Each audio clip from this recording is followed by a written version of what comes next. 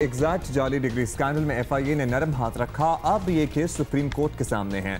अदालत पर बड़ी जिम्मेदारी आयद होती है और चीफ जस्टिस कह भी रहे हैं कि अगर जाली डिग्रियों की खबर में सदाकत है तो कोई नहीं बच पाएगा, सबका नाम ईसीएल में डालेंगे। चीफ जस्टिस आकिब निसार की सरबराही में 3 रुकनी बेंच ने अज़-खुद नोटिस केस की समाअत की है। एफआईए ने जो रिपोर्ट जमा कराई वो तजादात का नमूना नजर आती है। अच्छा, आपको बताएं कि ना सिर्फ एग्जैक्ट के बारे में एफबीआर की रिपोर्ट्स को गायब कर दिया गया, बल्कि ये गलत बयानी भी की गई कि एग्जैक्ट से मुतालिक अमरीकी सफारत खाने को लिखे गए खत का भी जवाब नहीं मिला। रिपोर्ट्स में अमरीका में एग्जैक्ट के खिलाफ चलने वाले मुकदमात का तस्करा भी नहीं और ऑडियो रिकॉर्डिंग्स भी शामिल नहीं। चीफ जस्टिस ने डीजी एफआईए से कहा कि हम जानते हैं कि पाकिस्तान की इज्जत बचाने के लिए क्या करना है, आप मुल्ज़िमान के नाम लिखवा दें। एक आदमी यहाँ से बैठ कर बैरून मुल्क डिग्रियां बेच रहा था। पाकिस्तान सॉफ्टवेयर एक्सपोर्ट बोर्ड ने कोई एक्शन नहीं लिया। दुनिया भर में जाली डिग्री का कारोबार करने वाली कंपनी एग्जैक्ट का इंकशाफ 18 मई 2015 को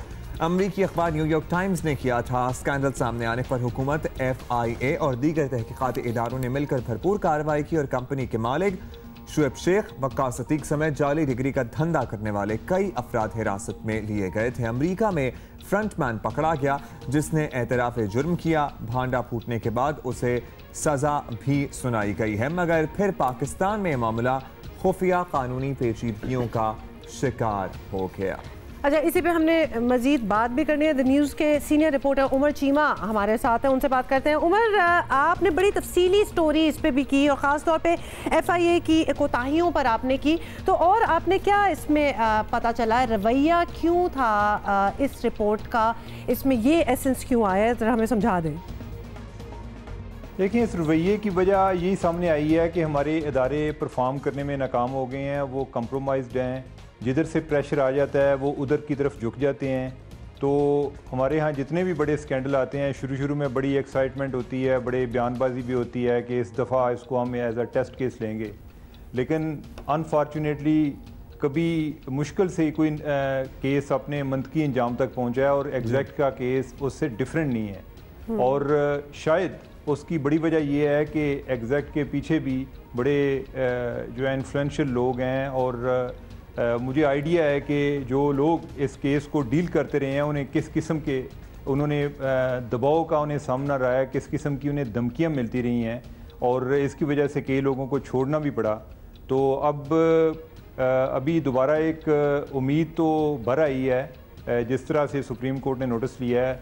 अब देखते हैं, वक्त बताएगा कि क्या ये केस, इसका अंजाम दूसरे मुकदमात से डिफरेंट होता है या वैसे प्रेशर की बात कर रहे हैं और यकीनन के एग्जैक्ट के पीछे भी बड़े ताकतवर लोग हैं जिसकी वजह से दबाव होता है, धमकियां भी दी जाती रही हैं। लेकिन हम ये आपसे जानना चाहते हैं कि एफआईए के इस रवैये से मुल्ज़िमान को किस तरह का फ़ायदा पहुँच सकता है। देखिए, एफआईए के रवैये से एक चीज़ होती है जो एक पब्लिक कंजम्पशन के लिए होती है, वो ये होती है कि चीफ जस्टिस साहब जो हैं या मुख्तलिफ इदारे जो हैं उन्होंने किस किस्म के रिमार्क्स दिए या किस सख्ती का मुजाहरा किया।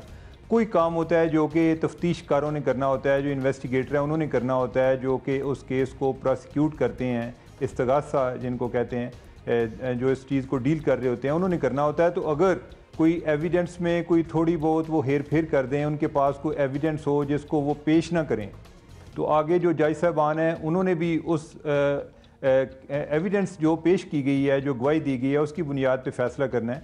तो इसमें हमने देखा है कि ऐसे कई मौके आए हैं कि जिधर अदालत का कोई हुक्म और होता था, एफआईए वाले कुछ और कर रहे होते थे।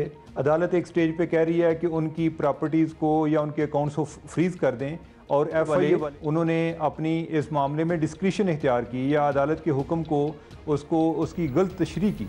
अच्छा उमर, यकीनन आप जो सारी चीज़ें कह रहे हो बिल्कुल ठीक है। जाली डिग्रियों का स्कैंडल एक अहम और आलमी मामला है और सुप्रीम कोर्ट ने खुद इसका नोटिस भी ले लिया है। तो आपकी नज़र में इस केस का मंतकी अंजाम क्या हो सकता है? देखिए, मंतकी अंजाम वक्त बताएगा। मैं तो जिस तरह पहले भी जिक्र किया कि मुख्तलिफ केसेस में हमें बड़ी उम्मीद लगी कि अब कोई एहतसाब का अमल शुरू हो रहा है। होता ही है कि या वो इंतकाम में बदल जाता है या वो बिल्कुल एक दरगुजर में बदल जाता है कि शुरू में लोगों को बहुत ज़्यादा उम्मीदें भी दिलाई जाती हैं, बड़े बड़े वादे भी किए जाते हैं, तो ये केस एक टेस्ट केस हकीकतन है और ये किसी तरह से भी किसी बड़े ताकतवर ये नहीं है कि कोई इसमें कोई मजलूम लोग हैं या कमज़ोर लोग हैं जिनके खिलाफ एक्शन लेना है। ये बड़े ताकतवर लोग हैं और उनके बड़े कनेक्शन हैं, यानी कि उनके पीछे भी आगे लोग हैं। तो ये हमारे ओवरऑल पूरे सिस्टम का इम्तिहान है, ये अदालतों का इम्तिहान है, ये हमारी इन्वेस्टिगेशन एजेंसी FIA का इम्तिहान है, ये FBR का इम्तिहान है। ऑलराइट, बहुत शुक्रिया। सीनियर सहाफ़ी उमर चीमा हमारे साथ मौजूद थे और देखते हैं कि अब इस केस का क्या बनता है।